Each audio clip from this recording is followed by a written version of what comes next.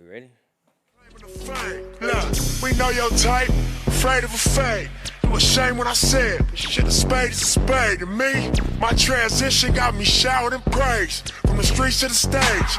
Hey man, welcome to Spade podcast. I am your host, T-Code. Follow me on Instagram at T_Code29, man. Hey man, one time as the kid, your partner, my partner, everybody partner, DJ Partner V. Make sure y'all follow me. My IG is Partner24, POTNADEM24. Make sure you follow the gang as well. Spade. Pod. POD. Yes, sir. While you at it, go ahead and subscribe to our YouTube channel. Yeah. A Spade podcast. Like, share, subscribe, comment, all that good stuff. You feel me? Then while you at it, you find out how dope this podcast really is. You know what I'm saying? I don't see nobody fucking with us, but go ahead and send out donations to our cash up, $, a Spade podcast, and black brands, black businesses. If you like ad placements, I know you do. Go ahead and tap in with us. We'll get that shit going. Mm-hmm. Ad placement, Sin's gonna put in on. Mm-hmm. You feel me? So, hey man, my brother, What's up, guy? how you feeling? Hey man, I'm feeling alright, man. Hey man, you fucked me up last episode with that one. I want to switch it up, you know what I'm saying? I know you were coming my way, so I had to, you know what I'm saying, hit you one time. But yeah, I'm feeling good, my boy. You know what I'm saying? Coming off a work field weekend, you know what I'm saying? A little parlaying in there. You know about it. Oh, yeah. You know what I'm saying? We had a time this A couple weekend. times this week. Because we had a time now. For sure, man. How you feeling, bro? Hey, I feel good, Hey man, I got my daddy duties in. You know what I'm saying? For sure. Spend Got to. time with my queen. So I call that what Lil Duval call that pole prevention time. You know what I'm saying? I got to put that in. Right. So that was special to me. So but I really want to call this episode like the East Side edition. Okay. You know what I'm saying? Like a whole bunch of East Side stars over here, man. Like this East Side flooded for real. All right. For sure. So they right here real special. So I want them to introduce themselves. You feel me? If you want to start, whoever want to start, they can go pop it off. I'll start. I'm Muse Dixon. You can follow me on IG. I'm Muse Dixon on everything, though. Facebook, IG, Twitter, MUSEDIXON. I am a creative strategist, all-around vibe, and I do some digital marketing here and there for some of your favorite rappers. Go ahead, flex on them. You know what I'm saying? Mm-hmm. My biggest client probably is Big Crit. I work with a few people, some Dungeon Family niggas, and some, right now I got a big-time director, writer that I'm dealing with. We finna pop some shit. She actually coming to host the Making Film Festival this year, so we're gonna try to take over the block, have a nice little after party and shit like that. Saturday night at Vibes, you gonna be DJing, partner. You know what I'm saying? So, yeah, we got some big shit coming. I got a self-care line I'm about to relaunch in August, so, but I'm a vibe. Is what you probably know me more so for. You know what I'm saying? Definitely. I'm Bob Lennon. Follow me on everything. Who is Bob Lennon? That's pretty much all I am. I'm Bob Lennon. I'm an artist, songwriter, performer. That's it. Yeah, you ain't a stranger to the room. You been here before. I know it been over a year, but damn, you know what I'm saying? Boy, like he ain't been here. Real shit, man. Just let's go ahead and get straight into it. Why it took 3 years for bubblegum pop shit to come out? It was 3? I mean, Yeah, it's close to 3. Yeah, hell yeah. Life, bro. I had started on bubblegum pop shit with a producer, and me and him kind of like got into it. I kind of had to go from scratch after that, and then it was just the process of like just having material, going through life experiences to create bubblegum pop shit. That's really about it, bro. Yeah. so what is your meaning of bubblegum pop shit? The world want to know. Well, it started out as a joke that I heard from somebody. Nigga was like, bro, I heard you're a bubblegum rapper. And when he said it, he was trying to talk shit, but I took it as like, I like that. I had already had a song on my album. I had an album I dropped called Ashtrays, a song called Bubblegum Pop Shit. And then it's crazy because I just recently listened to that song. And everything I'm talking about in that song is really like a reflection of that album. So I just kind of ran with it. I was like, that's a whole genre, but not even just a genre. That's a theme for our album. So I ran with it. Yeah, they're hard. But you know, when they say like bubblegum, I mean I think about like the Laffy Taffy days, the Lean with the Rock with it, Yeah, shit like that. yeah. Like you don't make that shit to me. So No. like for someone to come at you and say that, it's kind of like nigga, you all the way off to me. Mm-hmm. Yeah, but she like, coming from where we come from, a lot of niggas don't really get, cool points for making different music. You know what I'm saying? It's either you make this like clean cut ass music for downtown, or you're a cover artist, or you like a street nigga. You know what I'm saying? You got street music, or you got club songs. So like, I think just come from where we come from, niggas, they just really weren't comfortable like putting me with a certain, with like the genres that they used to. So, it was something somebody said, like I said, and I just ran with it because to me it was cool. It was like, all right, that's fine. I'm gonna run with that. Like, niggas think if you ain't hard, you got to be soft. But that ain't the case. You know what I'm saying? Like, Yeah, all the time. yeah. Like, if you ain't hard, if it ain't hardcore, then it got to You be don't make soft trap as music. hell. Like, you know what I'm saying? That ain't always the case. Yeah. Yeah, they're kind of crazy though because like when you hear Bob music, you can hear like every emotion in it. So I don't consider that shit coming off bubblegumish. Right. You feel me? Right. The total opposite. Say that again? The total opposite. Exactly. But you know, that's that toxic masculinity that be leading those other conversations. You know what I'm saying? Like, most niggas don't know, like, being able to tap into your emotions is hard. You know what I'm saying? It Like, is. that's tough when you can feel how you feel and stand on how you feeling. You know what I'm saying? So most people think, that's soft, but really that's hard. But that toxic masculinity is what kind of control culture now. You know what I'm saying? So they kind of make everything about street shit and, like all that shit, but that ain't it. It's more to being a man than shit like that. You know Just what I'm another saying? nigga. Yeah, exactly. Like, why? Exactly. But I want to ask, like, how did you all connect though? Because the first time we had Bob on, I didn't see you, Right. and now I see you for like doing like the rollouts, the shit that you all came Right. together, started doing the shit I was Right. seeing online, like. Y'all at bars, you got the laptop open, y'all having a drink, Right. but you going to work on we need to do this, we need to do that. Right. Like, how did y'all come together? So one day, I had a tribe, and me and my tribe used to have brunch on Sundays at Oliver's. This was before Vibes was open. I'm not a trader. I used to have brunch at Oliver's, and one day Sherman just brought Bob the brunch with us, and it was just a vibe. Like we just had a good time. I ain't like kidnapping Bob the whole day. He was with us. Like, we jumped around downtown, went to overtime and shit. We probably started brunch at 12, then end the night about 1. And so I just told him, I was like, my first question was just like, where you been at? You know what I'm saying? Because, like, I remember when everything was, like, big, and then everything got quiet. But shit got quiet for a lot of people during COVID, just to be fair. You know what I'm saying? Even for bigger artists, it got quiet for a lot of my clients. But, so I just had questions, like, where you been? And so, I just was talking to him about, like, where he was in his process with music, what he was working on. I think he was telling me about the first version of Bubblegum Pop shit that he was creating with the producer. And so once I kind of just did a little research on him, just trying to figure out, like, where did he need help at? Because to me, he makes really good music. So, Global music. you know what I'm saying? So it's just like, where's the disconnect? Like, what is it that, because I'm more so like, what do you need, so to speak, to just help kind of keep you on track, one, because it's more to be an artist than just creating the music. That's for, you know what I'm saying? Like, it's just so many things got to have structure and be in order, and just, having somebody believing in you.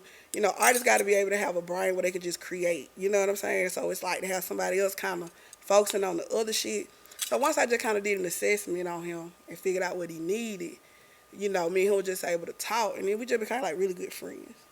You know what I'm saying? And so within the friendship, it really went more so business, because I had other clients and shit I was moving with, that had my had priority. Right. You know what I mean? But I just told them, like, whatever information I got for you, whatever I can do for you, I'm gonna do it.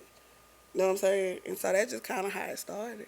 And it just kind of became something special to me because I've been a part of a few like music movements here in Macon.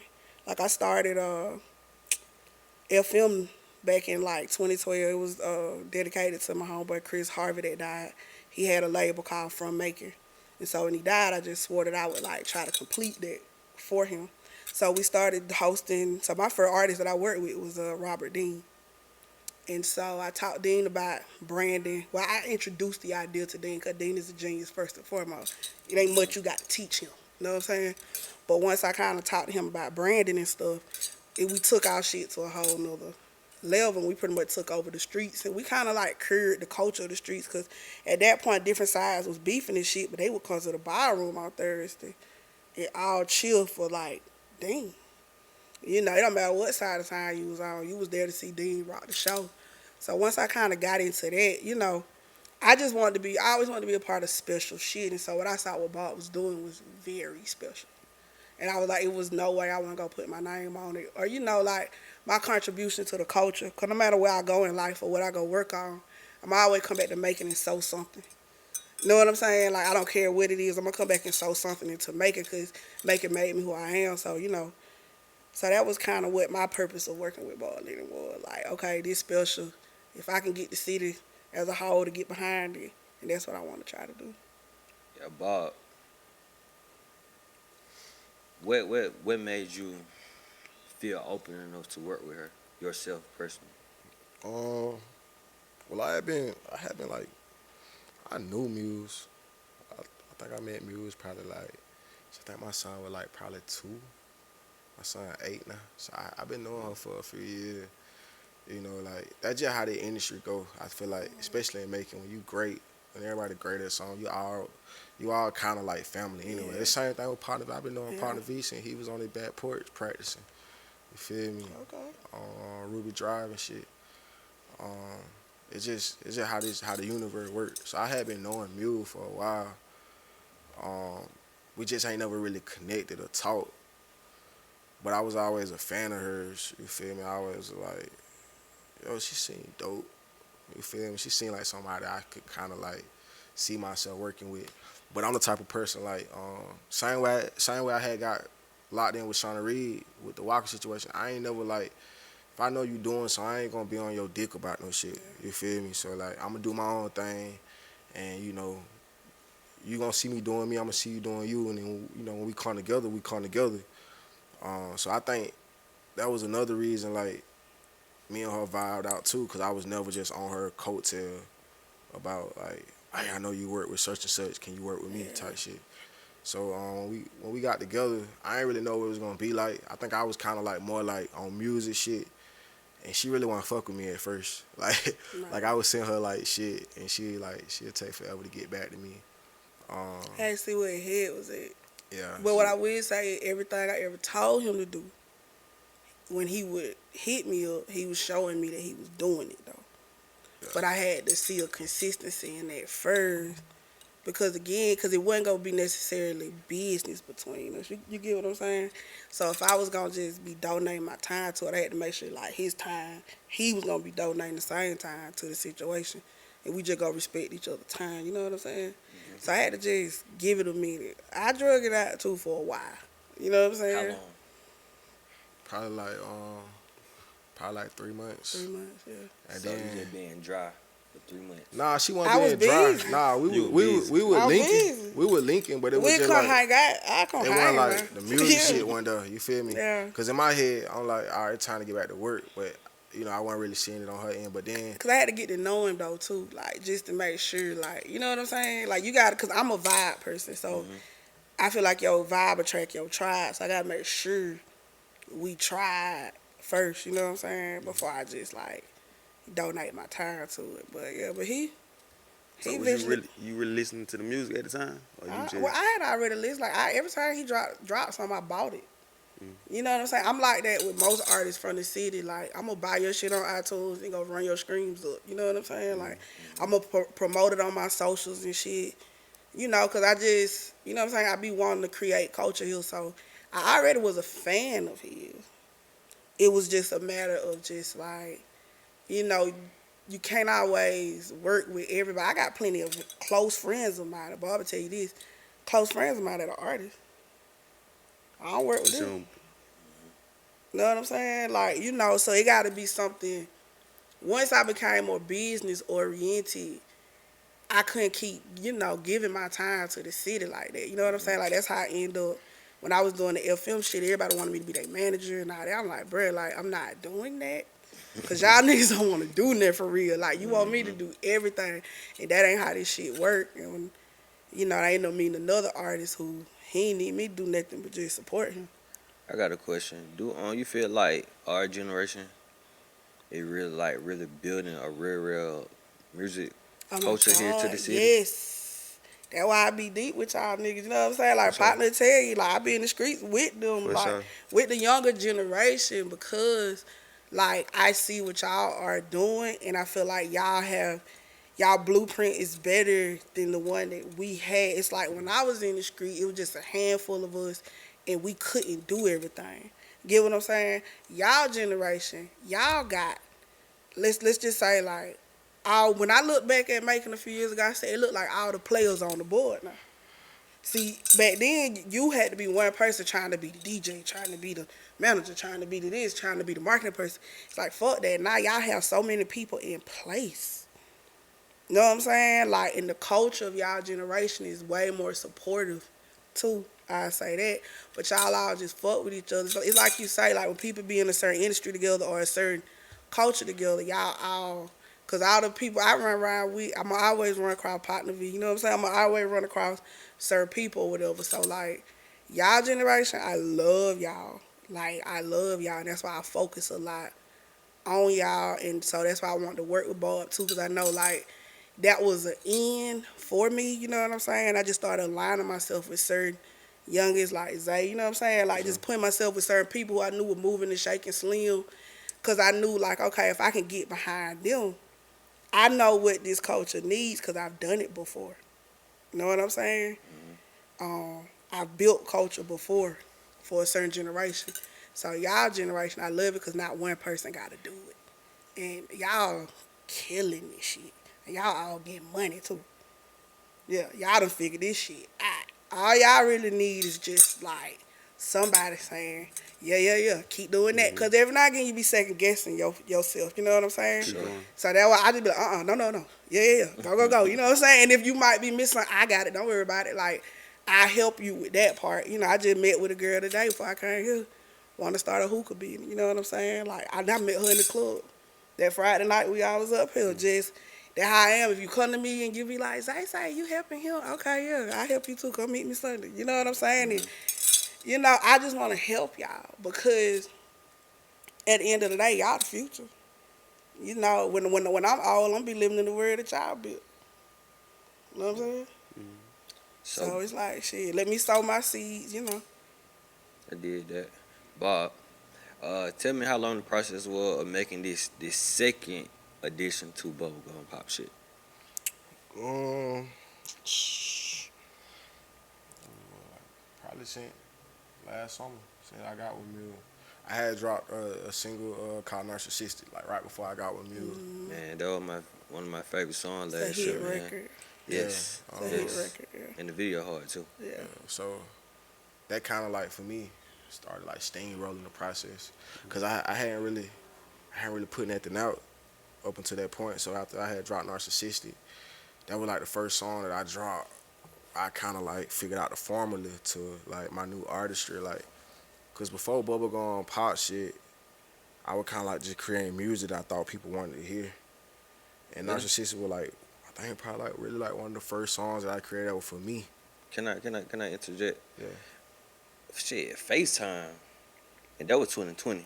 But FaceTime was still me thinking like, okay, people are like this because of this. Really? Yeah. Wow. Yeah, so He curated it a certain way. yeah, so like even when I got the beat, I remember thinking like, oh, okay, I gotta write this type of song to it. You know what I'm saying? Even though like everything I done, don't get me wrong, I don't cap in none of my songs. Like even like Ashtray, anything you ever heard is really me, but it's all like just put like Muse said, curated a certain way. It's all like put in Strategic. it's a formula to it. Yeah. You know what I'm saying? But with Narcissist, it was just like, I'm gonna make a song for me that gonna make me feel better about a certain situation, and I ain't gonna think about it. You know, I'm just gonna just let it flow out, and like the reception I had got from it, it made me feel like, okay, people like this shit. Yeah. People That people shit like this, like hit their hard. honesty. You know what I'm saying? And I just started going from there with like other records. And those were the records that I picked, like the ones that were really honest, the ones like, cause even like, you know, it was a few times with Muse and my A&R, my homeboy Yap, he been with me throughout like the whole process, like even like the first one. They would be like, bro, you should go in the studio and make this type of record, that type of record. And me, I'm such a like pleasing ass nigga. I would try to go and try to do it, and it wouldn't come out right. Or really don't want the songs that were fire.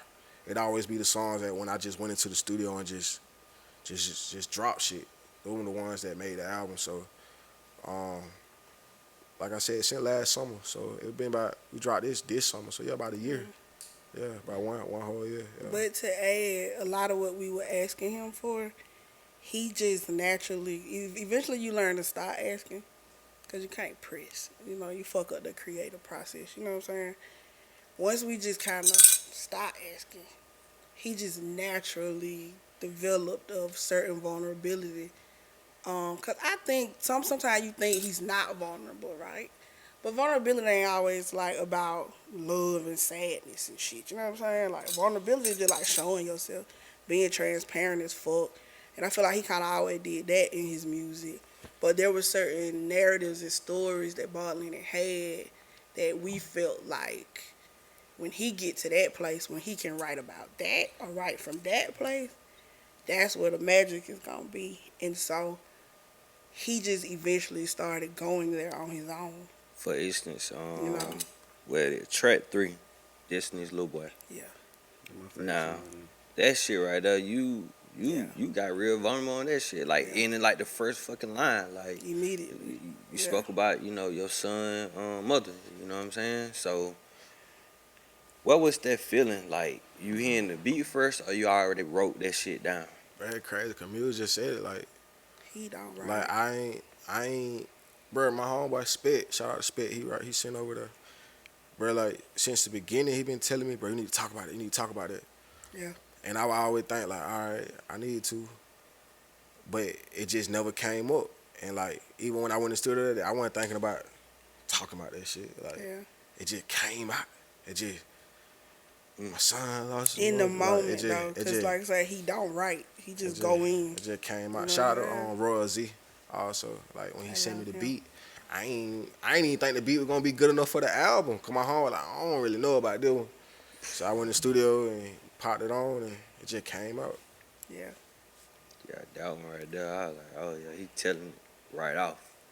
You know, So it's kind of like, damn. and that was something I wanted, because I'm a firm believer in, like, people invest in people.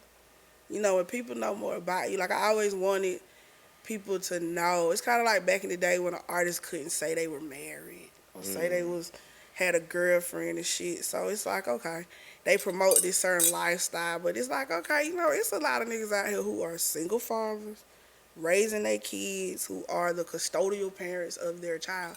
And Bob is a really good dad, you know what I'm saying? Like, and that's part of why I fuck with him. You know, it's the reason why, you know, I loved him and shit like that. He got the dopest kids. And I'm just like, people should know that about you, because it's a certain level of like, and it's not to use it, because you can't use who you are. You get what I'm saying? Like, this is who I am naturally. It ain't like he like going to take the picture with the kid on the weekend and he don't be studying the kid for a whole month. Yeah. No. He with the kid every fucking day. You know what I'm saying? Like, so, and they like two of the same people. You know what I mean? So I just always wanted people to know about that side of Bob Lennon, because that's really a huge part of his life. And I just couldn't figure out like how that part hadn't already just came out. Not more so talking about how he became a single father, but just being a father. You know, and I feel like we just always need more of that in our community, especially. For sure. You know what I'm saying? So that's what was an agenda that I had. You know, just showing that a nigga who looked like this is like showing up to his kid's school with cupcakes and shit. You know what I'm saying? Like, he's an on-hand dad type shit. So, yeah. That was important to me.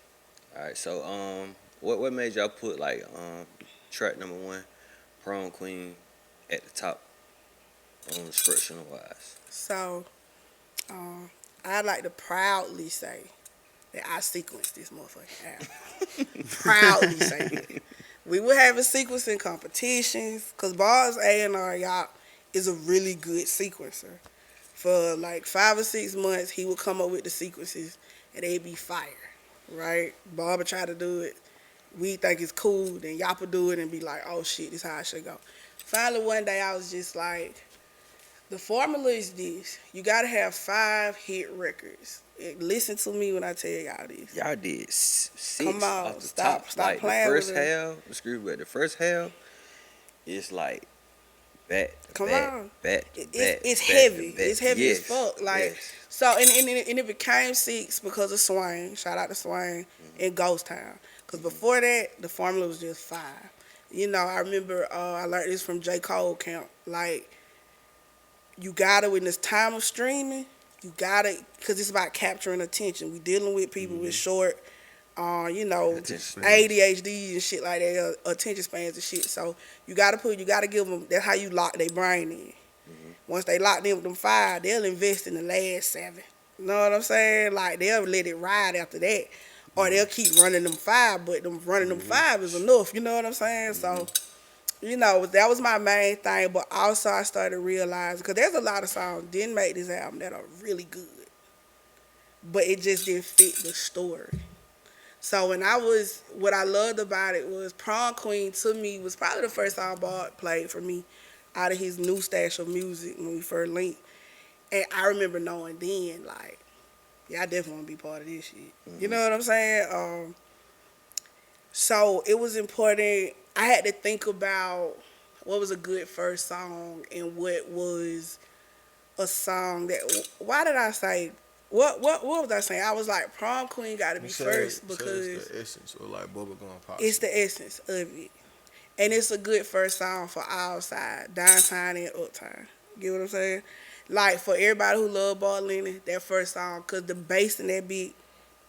Niggas gonna, you know what I'm saying? Niggas gonna want to play it in their whips and shit. You know, it got a little twerk, little head in there. You know what I'm saying? And then if you just want some pop shit, that's it. And so yeah, that's why that was important for me. And I just liked the meaning behind the song too. Yeah, cause You know we what I'm had came saying? to the listening party and you Yeah. was just saying for like women or anybody, you can look at yourself in the mirror like your crown could be kind of Kinda tilted. You Better gotta straighten straighten that it out. motherfucker back up. You know what Yeah. I'm saying? So I really y'all did great with that one. Yeah. And then the reel that you all put together, like doing Prom Queens, and Yeah. when I hear the song, I was just thinking about the Carrie Carrie movie. shit, yeah. And when I actually seen this shit in y'all reels, Yeah. I was like, yeah, that's it. Yeah. You know what I'm saying? Cause it give you that vintage vibe too. Yeah. Like it's that soft rock kind of trap. You know what I'm saying? Like situation. So, and it's an ageless song to me. Like it's timeless. You really couldn't. Well, beside the bass in it, you know, the bass will tell you when the motherfucker came out. But you know what I'm saying? But like, it's the vibe of the song is very timeless to me. So Yeah, like yeah. I was like wishing, I was like, damn, but I know if when they had like a big ass budget, this video Yeah, would be be stupid, crazy. yeah. Like I'm talking about, you know, back in the early 2000s, they got 6 figures Right, have, budgets. Like y'all can do whatever y'all want to do with It that wasn't them bitch. hype Williams Yeah, joint. man. Yeah, like man, like that. Each song is like a different fucking movie. Right. It could, the whole project itself could be a short film. You know what I'm saying? Just really like, and Bob can say just more about like, cause he wrote from a certain place with that, so that's definitely something he could share. But when I was putting it together, again, like I said, there's a lot of great music that sounded better than some of the songs, but it just didn't fit the story or the sequencing. But I knew then, like, and I remember after I sequenced it, Bob would be like, let's add this, and this it. It's 12 songs, cause it was 18 songs at first. I was like, we gotta That'd be trim this straight. shit down. That's too heavy. I said, we gonna get them straight, cause it's really 8 singles on this 12 song project. To be clear, it's 8 of them bitches. Can I For sure. can I guess? Yeah, guess. Prom Queen, Facts. Narcissistic, Facts. Destiny Little Boy, Facts. Dead Roses, Facts. Ghost Town. Facts. Um, my favorite is Never ever. Never Never Ever. Yeah, facts. Um, Stranger Things, Facts. and just fucking just love me. That's Did you get it? That's it. Yeah. Them the 8. So you Easy. know, tap in with You the know, shit and for that's real. just like giving everybody something.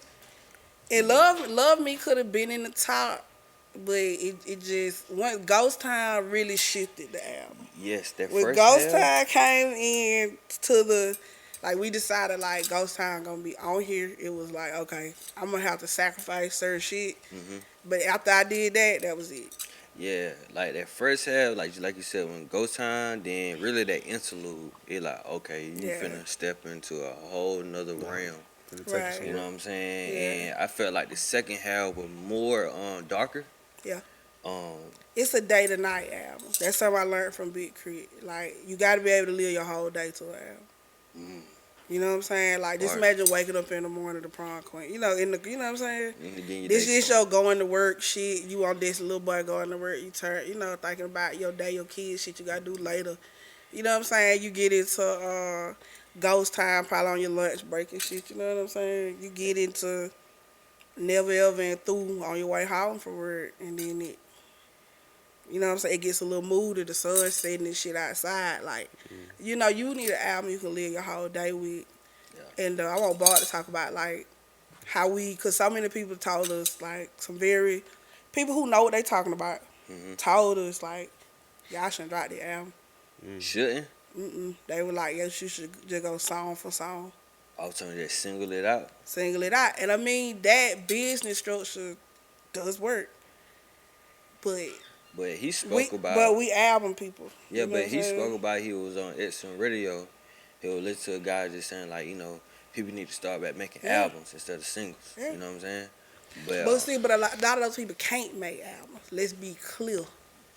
See, that's the The problem. thing is, bro, like, I had been telling Mule for forever, like, I want to change the landscape of shit with that album. Yeah. And like, when the dude said that shit, I was smiling when he said that shit. Like, you shouldn't drop this. You need to do all singles and shit. And it just was like perfect for me because it was like, nigga, I'm not that artist that like I've done blueprints. I've listened to people Right. with these same formulas. I've tried them. They don't work for me. I had been dropping singles for almost 2 years, and people was fucking with them, but they weren't latching on and shit. And the crazy thing about it, the last time I remember getting like a good reception was from my album, my first big album, which was Ashtrays. That's when niggas really started tapping in with Right. like, okay, bro, you a GOAT, you feel me? So like for me, it was like, all right, I think I need to drop another project again. I think I need to drop another album.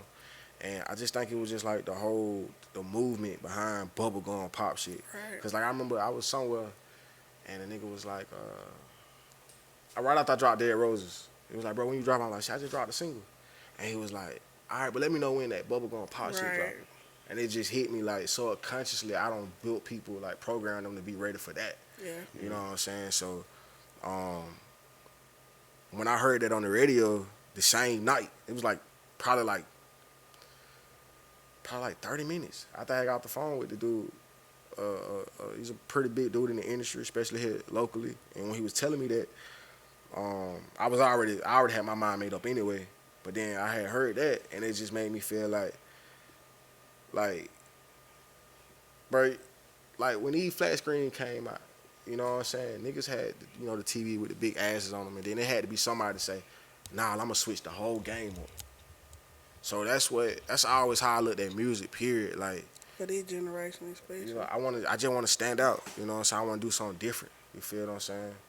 And it's crazy, I got a lot of people, like, even in the industry, everywhere that's just really tapped in with the whole movement. Yeah. Because they not used to people doing it, especially not on the level that I am as an indie artist. Like, they're not used to people doing albums and having the courage to put out a whole album. That's You know what I'm heavy saying? like that. And Yeah. I like to add that, like, The person who hit us with that was gonna make it kind of a really big contribution to the process. So it was somebody like we wanted to consider what they were saying because I can't get of what exclusives on you that. were offering to the person about who it is. Oh yeah, Fletcher Bats. He always been very in the background with us offering whatever, however. You know what I'm saying? Like he was gonna get the album mixed. He was just gonna do everything. He was offering us so much. And so when he hit us with that, when we had already scheduled this motherfucker, like, cause we pushed this motherfucker back a couple times. So once we locked on July 1st, it was a non-negotiable. You know what I'm saying? And That was a like, busy ass weekend. yeah, it was a good time, but it was like fuck that. You know what I'm saying? Like your shit just that hard. Your shit can stand up with all these other songs that's dropping and with the pace of the weekend or whatever. You know what I'm saying? And so he but you want to consider what a nigga like that who's offering, making sweat equity and financial investments in your shit. But, I just remember like me and Bob on a text thread with the nigga and off with the nigga like, no. I was like, we got to respectfully decline that offer. I said maybe on the next run we'll try that, but this project is coming out as a fucking project and it's coming out on July 1st. We even had somebody try to come to us like, hey, y'all want to get universal distribution. We like, how soon can it come out? It have to come out in 3 weeks. I'm coming out in a week. Like, it's just a wrap now. You know what I'm saying? Like, this shit has to come out. Because after he did the symphony, there was a certain, like, revitalization with his name and his career. And that's when because we were coming up, we were supposed to do an EP before the album. We were supposed to do a joint album with Swain, PJ Swain, before the album. Because we were just trying to, like, get buzz. I wanted everybody to be ready for this shit when we dropped it. But eventually you just learn, like, you just got to drop that shit. Know what I'm saying? Like, they'll get ready. You know what I mean? Like, you really just have to drop it, put it out there for the people, and let the people have it. I said the album's so heavy, you can really work this bitch for a whole year. Know what I'm saying? Every song deserves a video. He could drop a video a fucking month. You know what I'm saying? Like, in the Prom Queen video you talk about, this is going to be one of them albums that, like, I told him, I said, this is going to be your fan favorite. It don't matter what you make after this, how great it is, how dope it is, how different it is. Everybody going to always remember how this album made them feel. It really feel like this album is really like his real introduction to broader people. For sure, because it's got something on there for every single person. Like, you at least got your 2-3 songs. I don't give a fuck what you into. You know what I'm saying? Like, you got your 2-3. We got shit for the hood, the scribbles, the white kid in the middle of America. You know what I'm saying? The kids who live in the rural areas who don't really have access to culture like that. Like, they'll love this shit. Older people love this shit. My auntie play this shit. For you, Bob, seeing bubblegum pop shit, popped out. It's time for you to pop the bottle. Pop the bottle. But yeah, man, like, this album, this the one, and I'll say this on record, it's the greatest album came out of Macon, Georgia. That's hard. I'm going to say that. That's hard. Hey, Bob, I had want you to speak about that symphony that you're part of with Mercer. How did that come about, and how did you feel about being a part of something like that once you come That's back? my cup. That's your cup. Okay. Oh, you got a cup over Oh, yeah, I'll take this. You said when I was? My bad, I was pouring. I was just speak about how did the symphony come about, and then just speak about the feeling and everything, the whole experience. So the symphony came about everything's a process, bro. I got linked with Making Magazine when I did the cover for the Making Magazine through Susanna. Shout out to Susanna Maddox. And she just became a fan of mine. She really got locked in on me and my movement, and she started supporting me.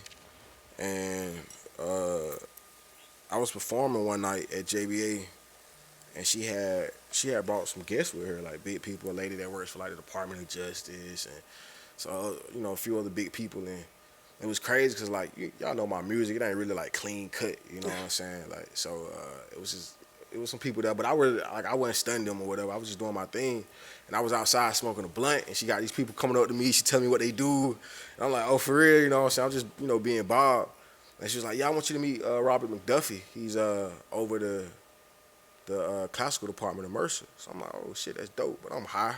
I'm just being Bob. I ain't really stunning none of it. So he was like, we just got to talking, chopping it up. He was like, I'm a big fan. I love everything you doing. I think that was his first time ever hearing my music was at that show. And Where did you perform at the show? I think I performed like Other Way, because Other Way was out then. Other Way. It was like, a real like bluesy type vibe. I had like, some art Yeah, live band, right? yeah, live band in there. So, it was like on a blues type vibe. So I tell people all the time, it ain't really about what you do, it's how you do it. You feel me? So Did you ask them to hit the blunt when you was smoking? Did you nah, try to nah, Okay. cause I ain't think that was their vibe. Okay. But yeah, so we started vibing. Me and him got cool, which is crazy. I played golf growing up, and once again, everything's a process. He was like, shit, I hear you play golf. And shit, looking at me, he was kind of shocked. I was like, yeah, I had a scholarship to play golf in college. So we went out and played golf with like some of his other friends that's like in the classical department. And, I whooped up on him a little bit. And I think after that round, he was like, I want you to perform with our symphony. And he also offered me to go to Rome with them. It didn't work out. It didn't pan out like it was supposed to, because I got like some legal issues and shit. But yeah, that's how it just came about. And for like a year, I was in contact with a composer from New York, and we created the whole thing together. You know what I'm saying? It was like it was a real crazy process, because at first, I got my lifestyle crazy. He would be contacting me and shit, and I wouldn't get back to him for like weeks on end. But like towards the middle of the year, I just really locked in with it. I really like started realizing like You really accepted it, right? yeah, like this is a cool opportunity. You feel me? Let me stop playing with these folks. And they paid him. Yeah, and they paid me for it. Yeah, and that's crazy to me, because I dropped out of school. I said that so many times, like on social media, but like I dropped out of school, and I had the biggest school in my city pay me to do a song like the rap, and like my family, like I remember when I dropped out of school to be a rapper, like my family looking at me crazy, fuck, like I ain't got a lot of family that went to college. You feel me? So like when I dropped out of school to do what I do, fast forward to have my whole family there, like see my mom, my grandma crying. Yeah, his grandma crying. You know what I'm saying? For like something I dropped out of school to do. That shit, Jay. It's everything a process. Everything come full circle. Yeah. That's big, man. Yeah. I was most definitely proud of you. Appreciate it, bro. Yeah. I just, what they do say, like, $1 million deals come up off the golf course. Yeah, But, yeah. you really you really vouch for that for real though. So Yeah. man, I was just so glad just seeing you just doing that shit, bro. Cause no one is doing that shit that you are doing, and it's just perfect. It's just showing like the youth, kids, just be yourself, bro, and you gonna get where you need to be at just by being yourself. And that's the example, that he leaves. You know what I'm saying? Like that's why I want to be clear that he got paid for that. Just to show y'all like all the shit you can do with your artistry. You know what I'm saying? Like it ain't always just about let me make this song and go big. If you an artist, you an artist. You know what I'm saying? Like it's other ways to get money with this shit. It's other shit you can do. And then too, like I just want to tap in on the song that he actually wrote. First of all, let me say this: the song is pretty much like one of them songs where it's like. Yeah, thank you. It's like Dear White People. It's one of them songs. Oh, you talking about reparations and shit? He just saying, don't look at me, don't come up judging me and shit after all this and all that, you know what I'm saying? And he goes to the Idle Hour Country Club and performed this for these people. And white people like to feel guilty about the way they done did shit in the world, you know what I'm saying? So it's like, and I'm going to say this for him, I'm going to be the PR person. Y'all like to feel guilty for the shit that y'all done did. And so they just afterwards be like, oh my God. I didn't know. I'm so, you know what I'm saying? Like they so just like, you can tell they wanted to take him home, but just like they just wanted to like take care of him after that. Like we're so sorry. But he was bold about it. And to stand in front of that Grand Opera House where they are the majority there and put that shit back in their face.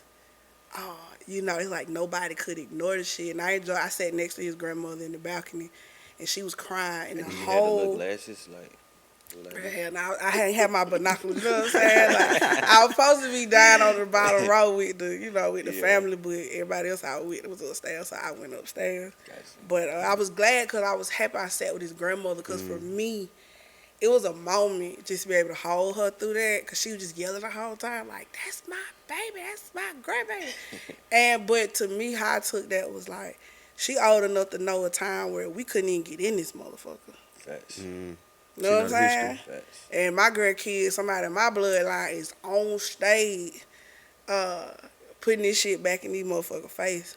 You know what I'm saying? In a way that only he can, you know, being himself. It's and like, even to touch on that, like, my grandma used to be like a security guard for Mercer. And, like, even, like, when I did the Idol Hour shit, like, I don't have friends that, like, they go back. I remember, like, when I was young, I used to play at the golf course called Bowden. And Bowden pretty much like a predominantly black golf course, you feel me? On the east. Yeah, on the east side, you feel me? So, like, sometimes they'll like feel sorry for like the little niggas and invite us to like the country clubs and shit. You feel me? And we would be out there. I would see like my homeboy parents like, you know, cooking and serving us and shit.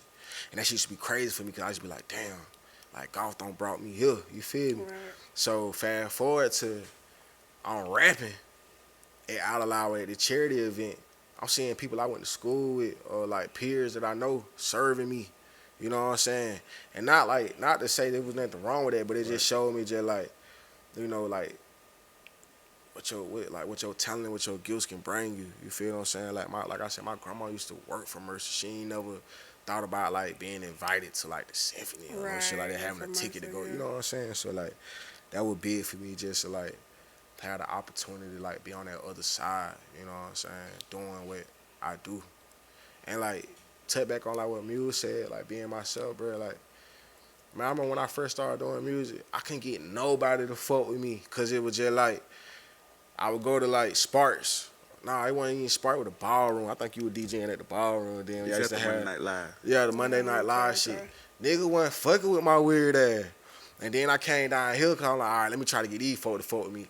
But they had Flocko then, and Flocko was just like, you know, he was like Freddie Prince almost. He was like real kind of like clean, you know. Yeah. And nigga was not fucking with me because it was like I was too wild for them. Right. So like when I had just like really got confident in myself and comfortable myself, I started like performing at Sparks and shit like every week. And then from Sparks, you know, like What was the song you had that was big at Spark? Stupid. Stupid. Yeah, I stupid, yeah. And I started winning like competitions and shit. They started letting me open up for like big artists and shit. And like it's crazy, like once I got the confidence to just like be me, I took that shit downtown, and you know it opened up, you know, like now I just feel like it ain't really nowhere I can go when niggas don't know me or respect me for what I do. You feel me? White or black, urban or, you know what I'm saying, mainstream downtown scene, like fan or not. yeah. So you know? it just being myself. I just really had to like fall in love with like just being like me. I got a Do question that. though. I got a question. All right, so what you saying that you in your own lane now, you done found it and you comfortable in it, but like do you still feel the pressure of trying to make like a club song? Cause you know when you come to me, you know I'ma fuck with you regardless. You know what I'm saying? Right.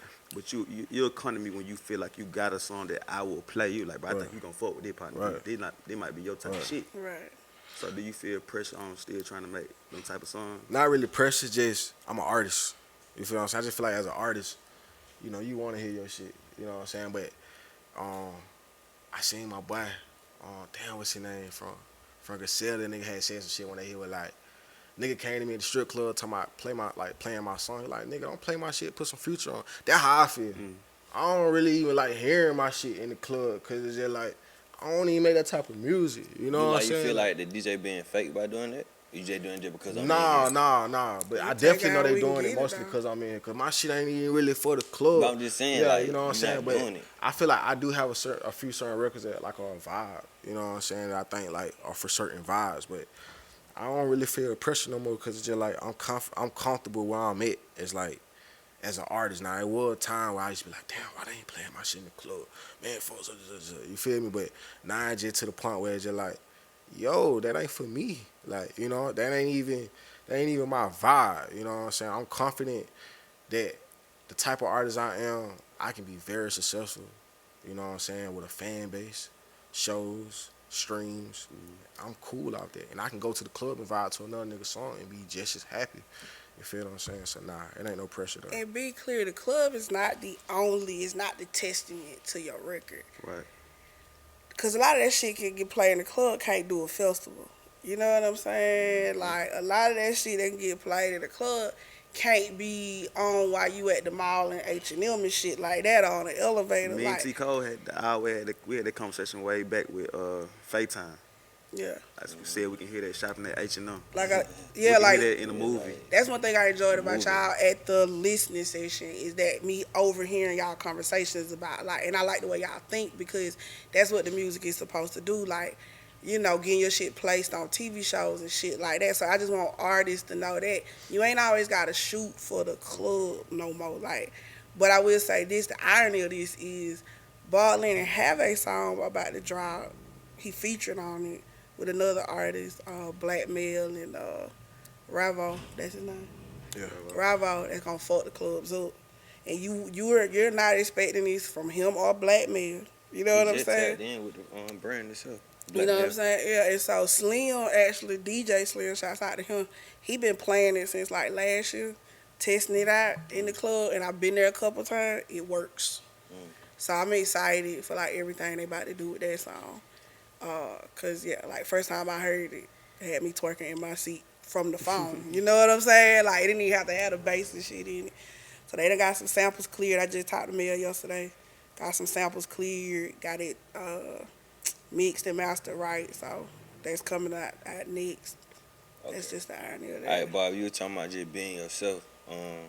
With you having that self-confidence, that self-awareness, do like that make you walk even more stronger as a person? Nah, not really, because I'm really not that much of a self-confident person. And like all honesty, bro, I really got like a lot of like anxiety problems and shit like that. It's just that in certain platforms like the studio or on stage, all that shit go away. Yeah. You know what I'm saying? Like I deal with problems that, you know, everybody else deal with, majority of people deal with, I feel like. But like music is really my therapy for a lot of shit. Like I was telling my girl the other day, like I remember I used to be on the road performing a lot. Like I used to be doing open mics everywhere, and I would have like a sore throat or a runny nose, and I'd get on stage and that shit would just go away. Like music, like that shit really my therapy. You feel me? Like God provides. yeah, it's really just like it's that for me. So I'm still learning to like even here, bro. I mean, I'm pretty sure y'all can tell I ain't really just the most confident doing it. But you know, like I said, I got my areas where I get to be a god. You know what I'm saying? So thankful for that. And I saw that in him when I first met him too. But I just knew, like, I think that's why the people you surround yourself with is important. You know, it have been times he's been like, I don't want to do that. I don't want to do that. And I'm just like, fuck that. You know what I'm saying? Like, you can do it, so you will do it. It's enough, you know? Like, all I ever wanted, if I'm in your life, the one thing I'm going to help you with is just understand that, like, you're enough. That's it. You know what I'm saying? You enough for whatever you put here to do, for whatever you want to do, whatever you trying to do. The shit going to be dope just because it's you. You know what I'm saying? Like, I don't care if it wasn't your best. It was still, you know what I'm saying? Like, you went out there and gave it what you gave it. And that's enough because you showed up. And you know what I'm saying? Like, it's y'all. Mm-hmm. The shit y'all do, y'all one of the hardest doing it. You know what I'm saying? And no matter what y'all do, it pop, right? Because it's you. You got your foundation as a man, right? You know what I'm saying? Mm-hmm. So as a man, as long as you straight, if you decide to be a DJ, a father, a husband, business owner, whatever, your shit gonna pop and be enough because you understand, like, I can't be stopped. My shit is what it is. So there were certain areas with Bob where he couldn't be stopped. It was nothing you could tell him about shit. I may be like, wait. He like, fuck that music. Mm-hmm. You know what I'm saying? And then there's days when I'm like, fuck that, Bob. Like, we doing this shit. You're doing it. So I think surrounding yourself with people who you trust to push you into certain spaces is important, you know, when you're dealing with your confidence as an artist. You know what I'm saying? Because that's important. You know, I've seen plenty dope artists who make dope music get on stage, and it's like, Hell yeah. the fuck are you? Like, you know what I'm saying? Yeah. And then they got to have a homeboy who got all the confidence in the world, Yeah.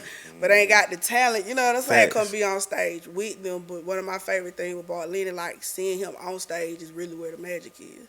Like, the music is always good and dope, but seeing it performed is a whole nother thing. That's a bonus. It's a whole nother thing, especially when he do it with a live band.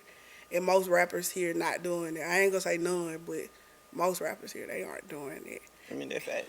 Yeah, and I like to piggyback on something we talked about before. Bob Lennon really was just ahead of his time. See, when niggas went on Bob Lennon, like before, you know, when everybody was on hardcore shit, was like, oh, you know, the Bob Lennon shit is this. But then everybody got into the Lil Uzis and got into all that other shit. You know what I'm saying? And so it was like niggas was just, he was just ahead of his time. And sometimes that's a gift and a curse, right? Like, you know you got it and you know you about to change the trajectory of shit. But when you live in a certain town with a certain culture where there's more of a follow mentality than a leadership mentality, like, you know what, we gonna bet on this kid and rock with what he doing. You know, 'cause I just see he a star. 'Cause I'm a firm believer in that. Like, if you got 100 rappers in the city, look, man, we not gonna get us where we trying to go if we gotta support 100 motherfuckers. The key is you pick the first 3, that different, and you put everything you got into them. Support them. We get them popping. Get what I'm saying? The door will open up for everybody else. Do you get what I'm saying? But we can't be all out here because it's not enough of us. It's like you splitting the vote. It's like when when 5 black people run for president against 1 white man, the white man gonna fucking win. Cause you just split the vote. Get what I'm saying? Like, too many black people had too many choices. We should have had 1. Know what I'm saying? So it's just like, the key is getting behind who we know got it right now. Who got it? Got the album, got the music, got the look, got the star power, got all that. Who got it right now? And there's only a handful of niggas who got it right motherfucking now. And that's who you got to get behind. I don't care if you like it or not. You know what I'm saying? Like, you just support it because it's bigger for the city.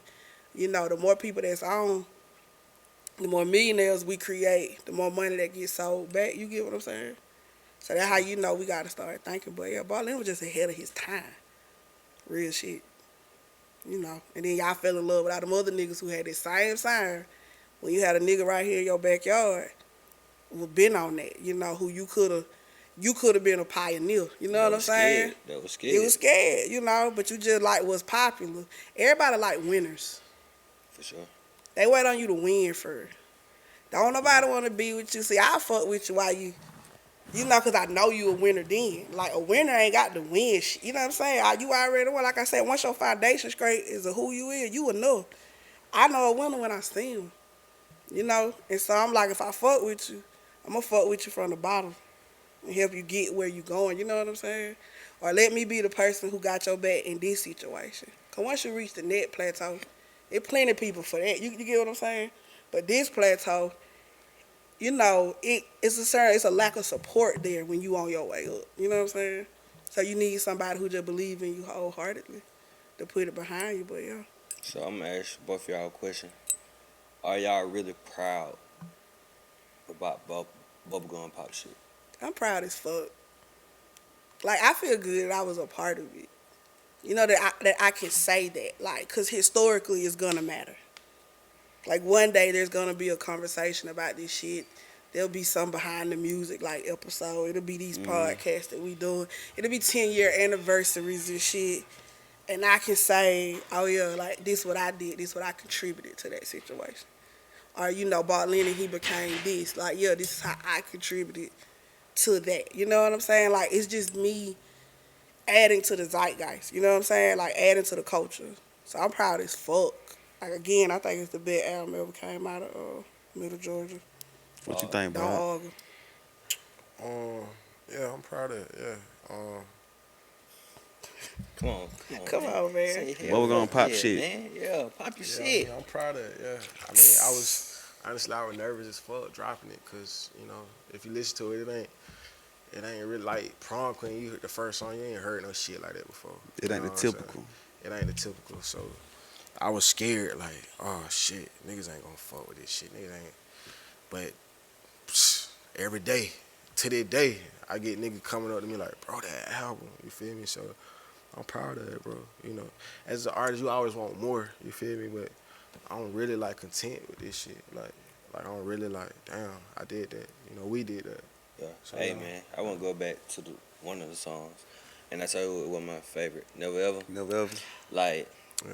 dog, you chewing gum while you crying. Oh my God. Like, bro, when I heard, I said, man, that man crazy. He crazy. And I put that shit out like, how, bro? I'm imagining like your nose running. That's the boy, hardest like, line on you the feel whole like, album. what And he the got a fuck? lot of quotables on that goddamn Yeah. album. So just speak about that song right there, man, because that's my favorite.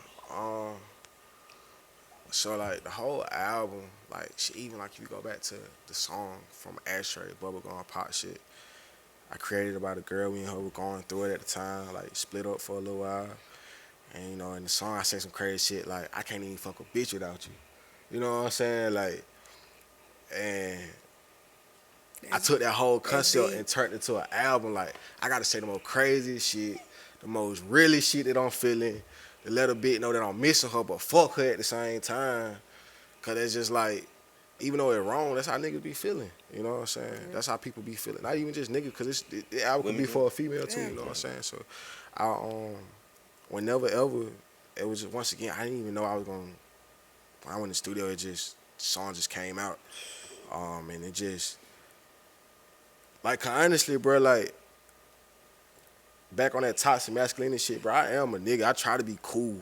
So I don't never be going to the studio thinking I'm finna make this sob ass shit, you feel me? But it just come out. So like, you know, just feeling a certain way, feeling vulnerable and just talking about that shit, you know what I'm saying? Like, and every song really real. Like, even if you go from Never Ever to Through so big to me, cause like Muse and my homeboy, that shit almost went on the album.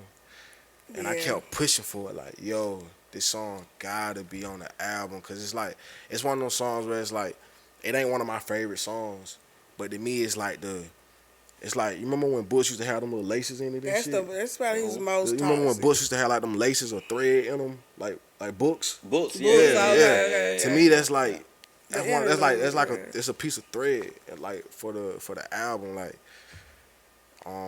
it's just like the essence of the album to me, like. Cause I say some of the craziest shit in there. Like, one of the lines I like in the album is, on Through is, damn, what's the line?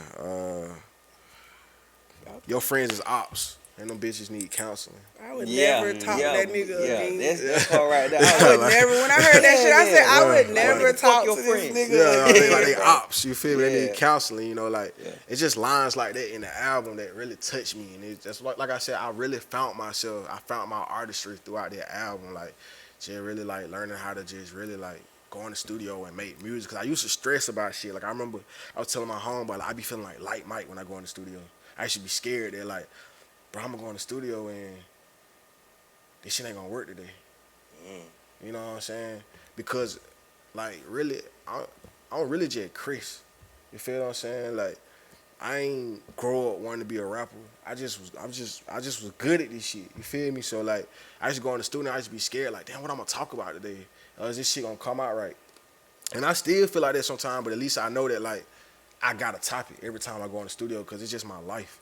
I ain't talking about how much weed I smoke, the baddest bitches I don't fuck. Like, I ain't really, like, I used to do braggadocious ass shit like that, but now it's just really like just talking about shit that everybody can relate to. Like, I feel like everybody can relate to that album. And that's why, like, I got people from all walks of life coming up to me talking about this album, because I don't care if you old, black, brown, pink, you gonna relate to what I'm talking about in this album. I agree. Well, I'm gonna say this about Never Ever. He acting like he just didn't know it, but he called me before he went to the studio and said, that day, Muse, you gonna love the song I'm gonna make today. But I didn't know. I was supposed to come to the studio and I couldn't make it. But I didn't know what I was gonna talk about though. Yeah, but he knew. Yeah, they come. He knew something. Yeah. Something. And when he sent it, because whenever they recorded, they sent it to me. And when I heard, I was sitting in the car and I was just like, I literally smiled from ear to ear. I'm just like, he's good. He's real good. But I was impressed for the first time. That song feels so good. Like Like, that shit I ain't will know make he you flow. had that in him. You know what I'm saying? It was like, You know what I'm saying? this nigga, My like, second hold the fuck Yeah. up. It was just like, I didn't know he had this shit in him. You know what I'm saying? And so I was highly impressed. And that's when I knew, like, oh, this album's gonna be crazy. That was the song for me when I knew what we really was working with for real. And just to, for the record, with Through, I wasn't trying to say Through couldn't be on the album. First of all, I'm on Through. You think I don't want Through on the album? You Why know what you I'm ain't want saying? through on the album? It ain't that. We had to get it remade. We had to get it remade. And Don't ask us to hear the original version. It was perfect. But and it's still perfect now, but I just was being realistic that this album is not getting pushed back and it's coming out July 1st. So if that shit ain't remade right by a certain time, we will release that shit on a deluxe later. And I'm just on the bidding part. Like, this album still coming out July 1st with or without the shit. Standing on that. So, because the first couple versions we got, it didn't work. That's all it was, to be clear. I wanted this shit out because it was my debut. You get what I'm saying? But What's yeah. your favorite song on the album?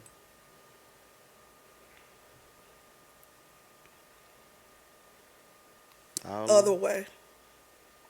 Other Way. The minute I heard Other Way, I told Bartlett, this going on your album. He was like, no, it ain't. I'm like, yes, the fuck it is. It's actually going to close your album. He like, music's an interlude. This ain't an interlude. This is an outro, son. This is it. I knew that was the last song before I knew what the first song was. You know what I'm saying? Everything I did built down to that. Because I knew it was last. And once I decided Prom Queen was first, I just filled everything again. But Other Way for me was my kind of shit. I like that old moody. That shit full of so many quotables. And it was very vulnerable. It was just the most vulnerable song that he had. And that was made before. It had been out before. But if I had to say what's my favorite song on the album, it's probably that and Never Ever. I got a question though. One questionable song on the October. What made you put October on the album since you already had dropped it as a single, correct? so October was actually the song that I did with the producer that I was working on the first Bubblegum Pop shit with. Okay. And I don't even think I wanted October He to did. go on the album because I had dropped it previously. I put it down. Yeah, but Because I moved Ghost Town up. See, Ghost Town changed everything. Once we knew Ghost Town was on the album, it changed everything. So October had to be added because Ghost Town was a little further down. No, the other song him and Swain had was on there first. And once we knew we was going to put Ghost Town instead, I added October just to kind of go between, Stranger Things and Other Way. It just worked. You know what I'm saying? And it was like, it works. And it got to go there. He didn't want it on the album. But that was just one of the times I was just like, fuck that. You know what I'm saying? Like, it's going on now. Yeah. But, yeah. Hey man, so since this is the East Side edition, we finna start a new segment called "What the Fuck Is Up," right? Okay, man. So what the fuck is up? It's all about like what you seen throughout the week that make you go like, man, what the fuck is this or what the fuck is up? Like, what the hell going on? So I want to go first, right? Alright. So I'm gonna pop it off. Pop it off. This week, shout out to 6 Ave. They just opened up a damn, you stole shoe. mine. You stole mine. I was A finna shoe. say, What a shoe happened? store, man. Man, dog, I seen some wild shit, so the we're fuck? gonna insert that. But man, so the story is this guy go to Sit Ave, right? He done got his baby mama card, which is she is 7 months pregnant, and got her gun too, right? Pulled up with another bitch in the car. He goes into the store. Thank God, debit card too, kid. Debit card too? I think so, if I'm not mistaken. So he goes in with another bitch, right? Acting like he finna buy her some shoes. Little did the nigga know, he left his sharing location on with his baby mama. So the baby mama fly down that bitch with a bat in her hand, comes in that bitch acting like she finna swing on the dude, takes off, run behind the counter and looking like he ain't done nothing wrong. And so the people from the back hear like the commotion. They run to the front. The owner had to, escort the lady out, whatever like that. And he just shook, bro. He just shook. So man, right there. But he got her car, her gun, and her debit card. And another bitch in the car.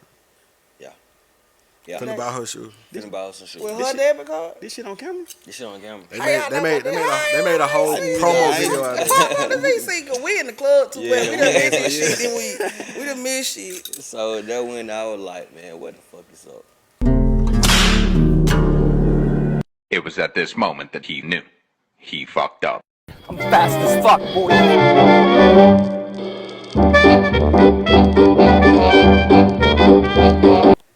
So That's crazy. But they put her out. Well, she had the bat though. Man, don't come in here fucking up our shit. That's crazy. I don't know who the fuck ain't told me about that. I feel like y'all supposed to tell me about shit like that. We were too active, Muse. We were too active this fucking week, probably. We Like, had a I've time. been with you since Tuesday. oh yeah, I seen. Yeah, we have had a time. I'm gonna this tell you one week. thing about music. If you out in the club or you just don't remember what happened that night before, just go to Muse Come holler at me. page. Go to Muse page, Come holler at me. and that whole shit gonna be on there. Right there. Your whole night. The whole night. Shot to Shun done. And I've been doing that shit a long time.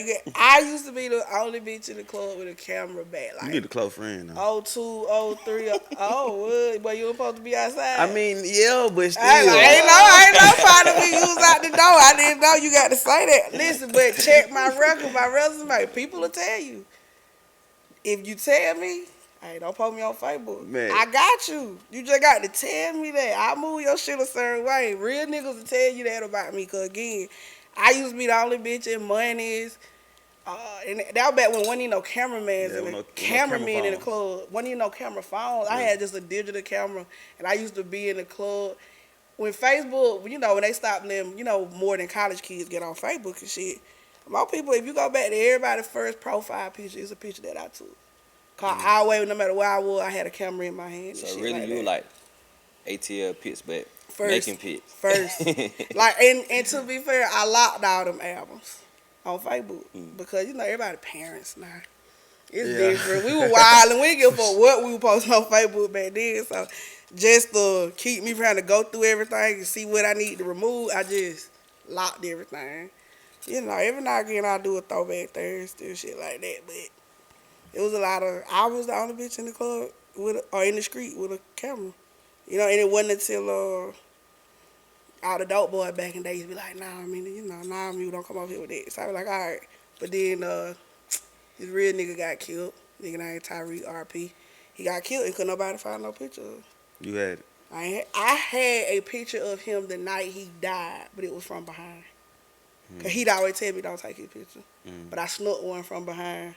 And that's the last picture that was took of him. So at his repad, all the dope boys in the hood niggas was like, Mina, please come take my picture. You know what I'm saying? And from then on, everybody, open to me taking their pictures and shit. But yeah, part of it, you don't supposed to be outside. You just supposed to It's all good. It's just... Okay, but yeah. I got it. You know what I'm saying? I do got the footage. I do have it. Oh, God. You need to drop a documentary one day. Right, and I will. But yeah, okay, what the fuck is up? What you got? You got something? What you got? So, I know I said I was going to talk about the children jumping on their dad and shit. You know what I'm saying? Which he deserved it. He was a deadbeat daddy and he wanted to pull up on the boys with some boxing gloves and box.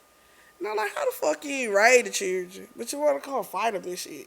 So one little boy, it started out just like a boxing match, but little boy just started getting lit on his ass. He was getting emotional and shit. But the kid watching the older boy with his hand in his pocket the whole time, you could tell he really want to jump in this shit. But they got a little cold, Finally, eventually, the daddy know he got to leave because the shit done got real, you know what I'm saying? But before he leave, the older boy got hold to his ass. He couldn't help it, you know what I'm saying? And the shit that really had me thinking, like, I just feel like most children need to jump on their deadbeat daddies. Just get that shit out. Because what I saw was like, the young boy, he released something. You can say he probably had all that built-up aggression and shit for so long. He just, like, needed to get that shit out. And he probably felt so much better the next day. You know what I'm saying? Like, you finally just swung on that nigga and got that shit out. But, Yeah, that's what I want to say, but I want to what the fuck is up with P. Diddy, though. You know. What he done? Call, man, you know, don't we know P. Diddy do what the fuck he want to do? We know that. He having his way outside. But we are team Diddy in Miami right here. And he done put that other girl in that goddamn video. You know what I'm saying? Yeah. And Miami been promoting that fucking song and shit for so long. I'm like, nigga. And the minute the video came out, I bet you heard nothing else from Miami. She said shit else about the song, the video, Delion, tequila. It ain't even been fucking Friday. You know what I'm saying? I like, nigga. What you like, bruh? I get it. You can do what the fuck you want, but bruh. It still got to be some head up, some respect, something. Nah, damn. I mean, you don't think that he wants some shit like, I'm gonna show you where like you stand at. Since Yeah, I feel that's all it is. You overstanding your boundaries, like in the crowd with the sign and all that shit like that. Put you in your place. You know That's why niggas. That's why they do that. They want to put you in your place, cause it's like, but still though, it's not she in her place. But y'all business partners though. Y'all do business. For sure. Y'all, she just some bitch you fuck with. She ambassador in your Delion tequila and shit. She got that shit popping in places that it wasn't popping before. Y'all got a podcast and shit. Y'all more than just fuck friends, though. You know what I'm saying? It just certain respect should come with certain shit. You know. But yeah, that was a what the fuck moment for me this week. Just on some girly shit. Just on some girl shit. Like, no, this nigga did. Like, this nigga, that I get it, he's been clear. He having his motherfucking way. He do what he want. Clearly. But I just was like, that was in poor taste, my nigga. I ain't rock with it. So I was excited. Seeing Miami outside this weekend, acting like she outside. To my dancing on Quavo. I mean, that's her business partner too. She was just outside this weekend. She for sure was just dancing on Quavo. I just seen it. She was throwing ass all weekend, even at her little after party and shit. I can't wait on the toast. Cheers to your Miami being single. I was like, bitch, you know, since she was in a relationship real bad a couple of weeks ago. I really want her mom, but I'm scared of her mom though. Oh, the mom bad. Yeah, bad as fuck. The mom bad. Yeah. Hey, look. Let me get your opinion on it. So this your shit? Yeah, we what the fuck, but I just wanna, you know what I'm saying? I know how you feel about it. I'm gonna get Bob's opinion too. You familiar with the group Division? Yeah. Okay, damn. That's a group. Yeah, group, man. Yeah, that's a group. For sure. So they just dropped the song this week, right? So building up to them releasing the song this Friday, you know what I'm saying? You know, it got a sample in it. It got a Jay-Z sample, song Cry. Yeah. Whatever, whoop de whoop. So Jermaine Dupri posts like the text message between him and Hov or whatever, you know what I'm saying, of him clearing the shit. So this shit building up the hype for the song. So we everybody like, this shit better be fire. You know what I'm saying? I hated the song. I fucking hate it. I love the fucking song. You do? I love that shit. Why? I love it. Like, okay, so I don't know. Play the song when y'all. And Division is good. I like that. You know what I'm saying? Like, I'm thinking the song gonna be on some. This song didn't show y'all vocal range. It's just really like one of those songs y'all knew the Shade Room was gonna post. But it's different. It's a different song structure to me. I feel like it's marketing at its best. It taught me that I don't give a fuck. You got the weakest song in the world or you got the hardest song in the world. Only if you market that shit the right way, that shit gonna go up. I keep saying, you know what? That's a popular opinion that it's not a good song. I had this shit on repeat Saturday night while I went out. I can't believe Jay-Z cleared it. And they got everybody. Because he knows it's a good song too. It's really, listen, so the structure of the song is not ideal and normal. Like, it's one of those songs, like, you know how certain songs sound a certain way at the house? And you might not be studying that shit. Like, I never listened to Gucci Mane in my house. Never. Like, I'm never going to swag surf in the car by myself. Okay. I'm not fucking with swag surf at the house or in the car. That shit come out in the club, it's a whole moment. I'm at a concert, it's a whole moment, right? I feel like it's one of those songs. You got to be in a certain place when that beat come on. Like the Drake album? Like the what album? The Drake album. Yeah. You got to be somewhere where that shit It's a certain moment where it's a certain vibe that it have. Like, that's how that chanting part, that shit, I want to hear that shit on some big speakers. In a club somewhere with niggas going the fuck off saying it's probably going to happen. The energy, like, it's a certain energy it provokes. And that's what I heard when I listened to it. Because I played it just to play it. And then I put that motherfucker on repeat while I got ready to say it. Like, I was just like, okay, niggas. All right, like y'all, you know, I like the fact he just saying it a certain way. Like I like when niggas just be bold with they toxicity. I'm into that. You know what I'm saying? Like, look, just because I cheated don't mean I don't love you. Nah. Yes, the fuck it do. You know what I'm saying? But I get it. yeah, I just don't like the song. like yes, the fuck The it song do. just trash, bro. Listen, part of me drop that shit I in had club look. one I had night and see what happened. one of my partners who worked in the record. He worked for the record label. That, you know what I'm saying? They pushing the song or whatever. I had comment on somebody's post.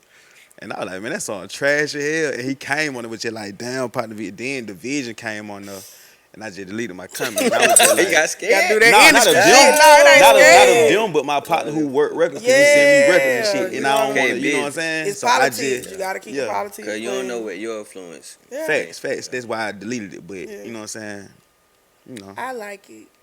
Division. So I- part of think me it's a ain't smart keeping the record. spade a spade. It is smart. You ain't it's a keeping the smart spade a record. spade, man. College Spade. You ain't keeping it. Who ain't? You. By the way, I said it's on trash.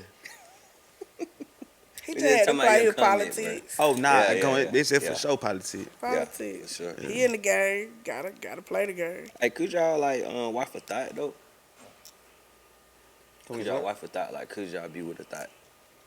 Yeah. Like, you know, let me say, could I husband a thought? Because y'all niggas is She thoughts said, too. yeah. Okay? Like, could I husband one? I'm pretty sure that I will husband one. You know, y'all niggas. Cause at this point, huh? Ain't none of y'all. I'm 39. If I come across a nigga, there was a time he was shit. It just is what it is. You know what I'm saying? Like, that nigga was shit. Just like, look, don't come asking me about body counts. I ain't gonna ask you. I'm 39. We was Who's still fucking. asking that? People be concerned about that, I bruh. asked that. You had it? We was fucking, but he young though. See, when I was young, we cared about shit like that too. I'm Okay, gonna care I'm about that shit till I'm 39. 100 years old. You man. say that now. I need to be able to look up to my woman. You feel me? I ain't saying that shit on like kill your morale, but for me personally, like, and you know, I ain't even trying to fuck people up. Like my thought process on this, you know what I'm saying? But like for me personally, a woman that I'm gonna be sharing my all with, giving my all to, my time, you know what I'm saying, being vulnerable for, answering to. If I know your body count, how we might go somewhere, and I might see a nigga you fuck. That shit gon' like I can't rock like that. And I understand niggas who do. You feel me? Because I'm mature enough to have like to realize like that how shit go. But for me personally, I just have a preference. I feel like everybody like I was telling my homegirl that weekend. She was talking about like a dude and some shit he was saying about like the type of woman he want. I was like, hold up, you be telling me all the type of time, like all the time about like you want your nigga to have this amount of money, you want him to be this height. Why men can't have preferences? You know what I'm Right. saying? So like, I just feel like everybody do their own preference, and my preference is a low body count. But niggas be care about low body But I'm count, just and you saying, can like, still but- see somebody at that But yeah, shit. but it's No, like, you can't. You right. if she And come I from ain't- But out of town, niggas you be don't caring even know about her. body Who? counts, You say but what? we If steady she from out of adding town, to you don't bitches' even body know. counts though. my whole thing. If you is- fuck a thought, I don't see why you want My a whole- wife, because why you ain't my whole- fucking like wives. I You said, see what I'm like, saying? I That come with bad luck. It's just a respect thing to me. Like, I just wanna. Why fucking wives or fucking thoughts? You say what now? I'm talking to Tico. Why fucking wives or fucking thoughts? Yeah, fucking Come with bad wild. luck. Fucking wild come with bad I ain't luck. talking about married Yeah, bitches. I'm yeah. talking about bitches who got the potential to be married. Like, why I aren't you think just... everybody got potential to be married. Exactly, but you calling them thoughts and talking about their body counts, but you adding the Everybody bitches ain't got the body, potential but to you be married, adding bro. to how many bitches Everybody body don't. counts you Man, done Everybody added ain't to? got the biggest potential to duck be in the married. world. The But what I'm biggest duck saying- in the world will come for a It's well-known somebody out hoe. here for everybody.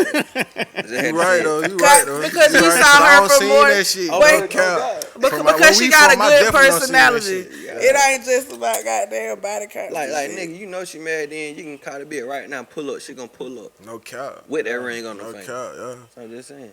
Especially like Yeah. in this city, I don't seen that shit too many times. Like, What? yeah. But you know what it be though? It be them lame ass niggas always wanting her. You feel me? And the only way they can get is the cuff her. Yeah. So they do that. That's because they saw your value, baby. They saw your potential. Everybody was just focused on your motherfucking body count and your body. Objectifying you, baby. That man saw your soul. Like, but she really, She she saw got your You know what I'm saying? That man saw your Bad, soul, you baby. know what I'm saying? She just need to chill out. That man saw her soul. But why men don't have to chill out? I mean, Why it is y'all so- can be outside fucking like that? Why aren't? That's why I say no. Y'all niggas is thoughts too. It And is some bitches, things you a know what I'm double saying? If standard. bitch start for y'all about y'all body counts Hey man, and shit. Chill out. hey, that shit See? different. I'm just saying. See, there you go, But but shit, it though. ain't. But see, I'm maturing though. I'm starting to see that shit like yeah, we gotta, nigga can't be out here wilding like that either. Oh, for It's sure. like, You know what I'm look, saying? quality over quantity. Why y'all not out here just dating women who you would cuff, but you may choose not to cuff because you found somebody better? Instead, you fucking thoughts 3 days out the week. And then you want to judge them after you fuck them. You know what I'm saying? Like, why you even fucking with them Nah, then? man, you got Some niggas don't think prior. Yeah. Yeah. Some niggas don't think They that. don't think. But judge yourself then is what I'm Hindsight a saying. motherfucker. Judge God. yourself then. Don't be Hindsight, like, oh, this hindsight, bitch was a freak. I ain't fucking with. No, nigga, you the freak. You fucked with her. You know what I'm saying? That's you can't control your motherfucking dick. What they call that. You gotta go home. You know what I'm saying? Like, nah, I ain't sitting here. I ain't taking it, y'all. Nah, y'all niggas got the same. We putting the same shit back on y'all. And y'all be putting on the. But yeah, our husband a thought. That was up. Our husband and his ass. You come on, baby. I'm sure you done learned some shit in your travels. You know what I'm saying? You gotta make sure you Then good. y'all be wanting a bitch to be a freak too in the bed. But where the bitch supposed to get the experience from? That, yeah. You know what I'm saying? Everybody gonna have a whole phase. Let's talk about whole phases. You got it. Everybody I gonna can't have a argue whole with that. phase. Don't marry nobody ain't had no whole phase. Cause you do it now, you do it later. Your ass gonna motherfucking do it. You know Shit, what I'm gonna saying? teach you how to be a hoe for me. You know what I'm saying? You gonna teach her. I'm gonna teach you. You feel me? Man, I'm that gonna shit teach you. come I with a lot of ain't. work though, Bob. Nah, hell Like, nah. you tell them, look at me while you doing this, or Hell you know nah. what I'm saying? I'm gonna teach you. I'm a good That teacher. good so shit, T-Car. I see what I'm you a good want. teacher, man. Hey, but what you I gonna do? You gonna do something on her necklace or her chain or something? You said. Oh yeah, I'm a nut on her necklace. Then check it out my check. And first of all, shouts out to fucking Bubblegum Pop shit. That bitch named 20 different ways to nut on a bitch on Bubblegum Pop shit. Like, always on the titties. So Bob, so in the process of you climaxing, right? You think like, This bro, hold I'm finna on. go This right conversation here. is going wild. Yo, this the spade, and I feel with them. I was like, what the topic is today? I'm excited. Hold on. And he the crazy Bob, one. I don't know That's where what he going, my He boy. the Run- crazy run- one. run It's here. him. That's why I sat next to him. run the I'm question like, he back, the bro. crazy one. Yes. What you said? In the moment of you climaxing, right? Yeah. Do you think you like, man, I'm finna nut on her ass, I'm finna try to nut on her face, I'm finna nut on these big ass titties or little titties or her bag or whatever, her chain. Like, come on, like, you know what I'm Bro, saying? don't let him my chain now. That's crazy. That's a wild ass question, bro. It really just be like, in it like the moment. You feel what I'm saying? Really Why in you the just moment. shooting up clubs, though? Let me Like, get you that leaving chain. that out. Let me That get that chain. chain right quick. Yeah. Bro, don't let him my chain, bro. That's crazy. That's wild. I gotta go clean nut out my chain, bro. That's crazy. Like, hold on. Can you get this for me? Let me get I that gotta take chain. this bitch out. Now I gotta go put it through. You can't even put it in the jury clear. You gotta just rinse it off first. That's a crazy ass question though, man. You know, that's, I I'm just mean, saying, I mean, that's what you talk about. You said chain. Yeah, yeah, you he said saying. chain. Man, I was just rapping, man. No, man, I think that I was just Well, rapping, what it man. is? That happened. Y'all trying to get me Ladies, in stop trouble, letting man. these niggas nut in y'all chain, man. That's That shit sounds so crazy. weird. Nothing. Exactly. It's just like, well, he called it a necklace. He said necklace. He skeeted on her necklace. Yeah. Okay, maybe let him skeet on your goddamn little jewelry trinket necklace, but don't let these A little niggas skeet in your fashion jewelry. chain, bro. It know ain't what I'm but saying? costume injury. That shit called money if it's your chain. I be fashion jewelry. Y'all, we'll see necklace. Yeah, okay, we take this shit out, throw it away. Cause I don't know what else I'm gonna do with this bitch after you done skeeted in this shit. Like, if we ain't together no more after this, like, I'm not gonna keep wearing this shit. Cause that's all I'm gonna think about every time I put it on. I got this nigga spirits around my motherfucking neck. That's Good look. crazy. It's wild. Bruh, that's wild. You get, Have a nigga whole life force around your motherfucking neck. It feel like the nigga got you on a chain then. You know what I'm saying? Walk around with it. Like you hit puppy now, bro. That's crazy. Hey, Miss, I got a question for you though. What's up? Like, what is it like working with artists like Big Crit? You say you mentioned you work with Dungeon Family and all that. So what's that like? So, Crit, man, that is, I've been down with Crit probably since 2010. Yeah, like after, my run and making with the FM shit, that's when I discovered him.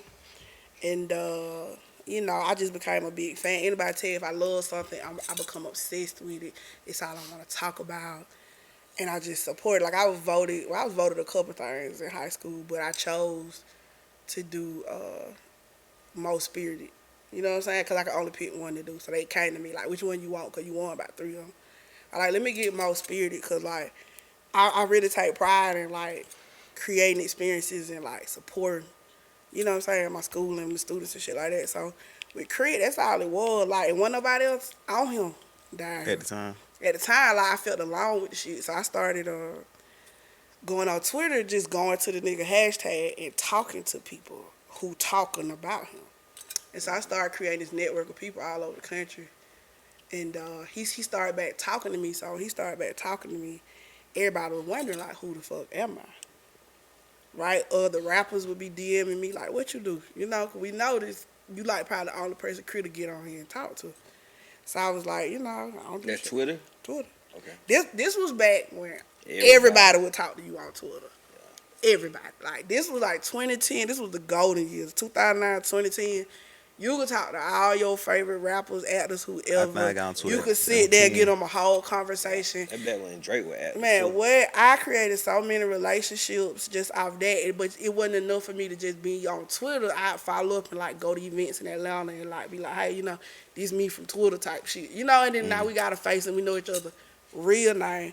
Cause that back when Twitter had bitches in the chokehold, like, you were calling each other Twitter names and shit back then. And so, but yeah, again with Crit, you know, I just remember he came to me one day. He was just like, you know, the way you support me and shit, people get paid to do that. I was like, really? Cause I didn't know nothing about digital marketing. It was fairly new. Social media kind of just burgeoning or whatever. So I like, really? He was like, yeah, just stick with me. You stick with me, I got you. You know, he called me like a year. Between them time, he just took care of me, made sure I was at every show. You know, bought me this really expensive ass laptop and shit, cause mine broke. He like, come meet me at Lennox right quick. I ran up there, met him at the Apple store. He got me one. So that when I knew he was kind of serious about us really having a work relationship. And then he called me one day, and I really was feeling like just stopping the shit. Like, I was thinking about getting a job. A fucking 9 to 5, you know what I'm saying? And he called me out the blue, and I was like, yeah, bro, I was just gonna call you and tell you, you know, XYZ. He like, no, look, don't do that. He said, my manager finna call you and, you know, discuss your terms of your fee and all that. He said, I'm finally at a place where I can consistently pay you like I want to. And I ain't never not got a check like in 10 years. You know what I'm saying? So working with him, what I learned a lot just about the process. Like, when I started with him, he was signed to Def Jam. Right. And just going through that whole process. And what I created for him is what allowed him to go independent. So, you know how, like, Currency had Jet Life and Wiz had Taylor Gang and shit like that. What I did was create Crit's fan base. And so when Return of Forever dropped, I had his shit go viral just off Twitter fingers. His shit went viral. So once we saw the power of the people on social media, we just learned, like, we're not spending all that budget on marketing with Def Jam no more. We're not doing that because we don't have to. Like, I got a direct line to my fan base now through her. You know what I'm saying? And so what they would do would pay me to take care of the fans, because that's what you really love Crit for, is he's connected to his fans. Like, you know, let's say it's a kid who, they'll be like, oh, you know, I can't come to the show because I just bought my books for school. I pick them out. Hey, I'm going to have your ticket for the show. The courtesy of Crit, you know, keep going to college, whatever the fuck. You know what I'm saying? Like, we provided experiences like that. I get certain people backstage at shows. And so it made a lot of people just kind of be like, damn, we fuck with Crit because he really fuck with the people. So even if they didn't fuck with the music, they just liked him as a person. So being around him, and just when we were able to go independent. That was 2017, right? Yeah, we really went by, that was the first album drop. That's my favorite. Yeah, one. Forever's a Mighty Long Time dropped in 2017, but I think we left like 2016. But it was in that moment like that I had, it kind of was a testament to what I had built, because they were telling me like, it's because of what you built. So I built this self-sustaining machine for him that he trusted enough to get off a label for. You know, and there was a time when I wasn't confident about it. You know, because I think someday, like, you wake up and you just grind all motherfucking day. And y'all can probably testify to this, like, the better you get and the bigger it get, you really don't have to do that much every day no more. I don't know if y'all done got there yet. Nah, I ain't got that All yet. right, so for me, Kinda. So I had built the machine because I'm not realizing I built the machine that can run without me running it. See, I started.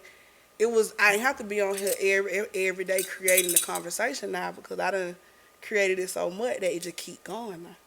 So it's less work I'm doing, but as I'm doing less work, I feel like I ain't doing enough. I feel like I ain't doing shit.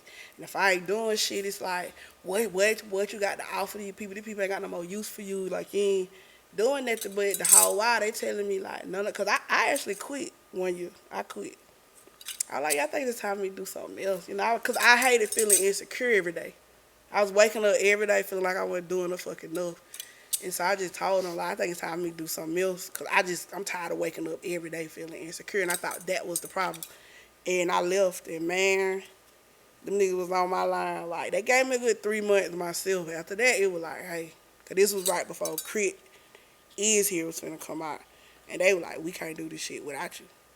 They're like, this shit don't work without you. We have tried, we have looked, he said at the end of the day, you help build this shit, it's your shit. He like, it's not really right to even do the shit without you, because it's yours, you know what I'm saying? And so, after they, you know, I turned it down like 5 times. Like, nope, I'm straight, I'm doing something else now. Like, And, cause I just didn't want to go back to that feeling, but then I learned what that feeling was, because I didn't know what it was. It's called imposter syndrome. Some real shit. And most creatives and most entrepreneurs gonna come across this feeling. And I want you to know what it is so you don't have to live with it for too long. Cause Say it again. Know, it's called imposter syndrome. It's when you think like, cause all my life everybody can say, oh, you're so great, you so dope. You know, anybody gonna carry my name, they gonna pipe me up all day like, mule this, mule that, mule this. And you hear all that, and one day you don't really feel like that about yourself. You know what I'm saying? And so, but everybody saying that not come with a certain pressure, you feel like, damn, I ain't really living up to what everybody's saying about me or what everybody expecting from me. And I started feeling like, damn, like I ain't doing enough, and I'm an imposter. And so now I got all this self-doubt in my life. And so that's what that insecurities I was feeling every day. But it was only because I had yet to really figure out, like, what I didn't know was that, yeah, I built that and it's self-sustaining. It just time for me to go build something else. You know what I'm saying? And that's what I didn't know at the time. I thought that was the thing. And I thought because I'm not doing more than this, because there's nothing else to do. It's done. This machine moves. It works. I still ain't got to touch it. Now, in 2022, it works. You know what I'm saying? So I just started finding me more shit to do. I went and took me an urban CEO course. I started my own fucking business. Like, you know what I'm saying? I started working with other artists because I wasn't working with other artists before that. I was just like, no, I'm just focused on this shit. And because it required my undivided attention. You know what I'm saying? Like, I had to wake up every day, be online to the end of the night, just keeping these conversations going. And so I just found me other shit to do. And once I did that, it replenished me. You know what I'm saying? Like, all my doubt was gone. My confidence was back because, you know, I've been blessed to be able to trap lightning in the bottle a couple times. You know, a lot of people only live like once and do that, you know. But that's just me. And so me and Bob had a conversation about that one time. He, you know, I used to talk to him all the time like, nigga, I'm a unicorn. If I'm in your life, you got to take advantage of that shit. If I come across you and give you my time of day, like, just take advantage of it. That's all I ever ask anybody. Get what you need to get from me. You know, because I be here for a good time, not a long time. You know what I'm saying? The Lord be moving me here and there and there, and I'm going to go. I don't believe in, like, staying somewhere because you just should stay there. Like, fuck that. If they tell me my energy needed somewhere else, that's where the fuck I'm going. So, like, but when you with me, you ain't never with me for no reason. Just know that. I'm a unicorn. And boy used to be like, I used to think he was crazy talking like that, you know. And then he just come one day, like, it really just showed confidence. But I had just built that back into myself. You know, because one day I had to realize everybody ain't lying about me. If everybody's saying it, it got to be true. Don't get it fucked up. Everybody say a lot of shit and it be a lie. But if my shit for all my life been the same thing, you know, who am I not to believe that shit? You know what I'm saying? And go with it. So I just promised myself I never let myself get like that. You know, and just as far as my capabilities and my abilities, you know, we still deal with insecurity just on other levels of your life. But as far as my capabilities and what I offer, And what my energy can do, nah, I never. I know that I'm a unicorn all day. I got the magic. You fuck with me, I'm enhance your life in some kind of way. That's it. For sure. So yeah. So, once again, y'all please give y'all IG handles, social media handles. We're gonna leave it like that. My name Muse Dixon, and I'm Muse Dixon on everything. MuseDixon. Tap in with the vibe. I'm Bob Lennon. Who is Bob Lennon? Mostly on everything or Bob Lennon. Make sure you guys go stream Bubblegum Pop shit right now. That shit hard. Right now. You ain't bringing no bubble gum anytime? I still got some it bubble too. gum I left. still my got shit it too. too. I still got it. I find out I don't eat bubble gum that much. Okay. Not bubble gum. Yeah, I mean, like chewing chewing gum. gum. Yeah. Chewing gum while you crying though? Huh? Was you chewing gum while you crying? I don't think I can do that. I don't know Okay. how you did that. That shit be real, bro. That shit is psycho. right. Like I love to see a whole art exhibit based on that shit. Just like chewing gum while you crying. Like, damn. Hey man, this is Spade podcast. I am your host T-Code. Follow me on Instagram at T_code29. Hey man, one time, man, it's the kid, your partner, my partner, everybody partner, DJ Partner V. Make sure you follow my IG. It's Partner24, POTNADEM24. Make sure you follow the gang as well. Spade, Pod. POD. And while you're at it, man, y'all make sure y'all subscribe to our YouTube channel, a Spade podcast. Like, share, subscribe, comment, all that good stuff. And then also slide all over to our Cash App, $, a Spade podcast. You feel me? Black brands, black businesses, please tap in with us if you would like ad placements to promote your brand and your living business. You feel me? Hey, bro. What we know? We know your type. Afraid of a fade. It was shame when I said, shit, a spade is a spade. And me, my transition got me showered in praise. From the streets to the stage. The change in the